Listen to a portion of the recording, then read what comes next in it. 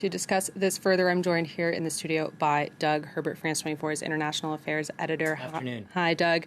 Macron saying this isn't a failure, but a lot of observers say that it is. Look, as with all of these giant interventions, these military missions which stretch over years, in this case nearly a decade, 9 years of a French presence in Mali, there's nuance, and the devil is in the details here. Emmanuel Macron obviously is right when he asserts that it's very likely, very probable, that the state, as we know it, of Mali, the nation, would have collapsed back in 2013 had there not been a massive intervention at the time to thwart the advance, and it was very much a full frontal advance at the time of jihadists towards the capital, Bamako. So in that sense, he's right, just to say it was not a failure in the sense that it saved Mali as a country, potentially. And you could say he's very much justified in claiming that. Where perhaps, failure is it's a loaded word, charged word, where perhaps, though, the French military operation was not as well conceived as it could have been, is there's never a grand vision, a grand strategic vision. We saw this, and it's not just France. We saw this, obviously, with the U.S. in Afghanistan. Before that, we saw it the Soviets in Afghanistan. They got bogged down. They went in following up, let's remember, on a much shorter-term mission called Serval. The Serval mission was literally the mission that initially, under François Hollande, pushed back those jihadists. Then you had Barkhane coming in, almost more with not just keeping the jihadists in check, but also with that almost nation-building sense. The words nation-building were never explicitly used by the French presidency, but in the back of their minds, there was that notion, whether they want to admit it or not.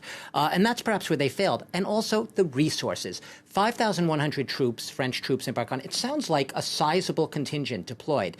At the end of the day, though, we're talking about Sahel, the region of Sahel, a vast desert nation where you have spaces where you could literally walk dozens, sometimes hundreds of miles without seeing another person. It's very hard, if nigh impossible, to cover a region that vast effectively with a limited number of troops there. And the French, let's be honest, it's not all their fault. They never really got the burden sharing, the support that they wanted. Only towards the end, 2020, when the so-called Takuba European Special Forces came in, an alliance of European forces. But it was never really up to muster, never up to snuff. And the more they did not succeed in keeping the jihadists from becoming resurgent, the more the population started to turn against the French as an ineffective force. And France now saying it's going to shift its forces elsewhere, redeploy elsewhere in the Sahel, likely to Niger. But even if Niger does become the heart of the mission, as Macron said, how do we know there won't be a breakdown of ties there as well? Niger is a former French colony. We don't. In fact, it's very likely, probable, that Niger will come under accusations from some of its neighbors that won't take too kindly to the fact that Niger is now welcoming French military troops on its territory. All the African nations are not, marching in lockstep and singing from the same hymn sheet here. Basically what you have is a situation where they're trying to put a brave face on a pretty bad situation. As Alassane Ouattara, the president of Ivory Coast, said yesterday, he said that the departure of the French military, along with the other international forces in the area, it leaves a big void. And other leaders in the region have acknowledged that they can't. Their forces, the so-called G5 Sahel forces, these are undertrained, poorly equipped African armies which are not up to the challenge of driving back jihadists. They said, we can't do this on our own. They need some international component to help them. So they've been very upfront about the challenges they face, which they see as almost mission impossible without international help. I don't see how this region, as it is with this current redeployment, maybe in Niger, a little in Senegal, we have troops there. We have French troops staying in the Sabre Special Forces in Burkina Faso. All of that, will it be enough to plug massive holes? And the jihadists are already taking advantage of porous borders along the southern rim of the Sahel, going into the so-called Gulf of Guinea. So it's a really heavy lift.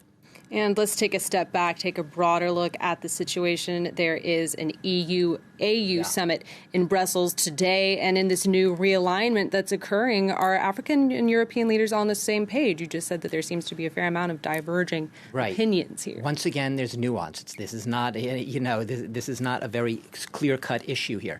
The Europeans always talk up these African summits, and how many French presidents have we heard, one after another, stepping up to the podium and saying, we are going to fundamentally change the nature of France's colonial-era relationship with Africa, which has persisted stubbornly to this day in varying shape and form. We're going to put an end to it, draw a line under that chapter in history. We now want to showcase Africa as a land of opportunity, deal with it as an equal partner on the world stage. That isn't really happening right now, and meanwhile, other competitors are stepping in: China, Russia, Japan, the U.S. All right, International Affairs editor Doug Herbert, thank you for that analysis.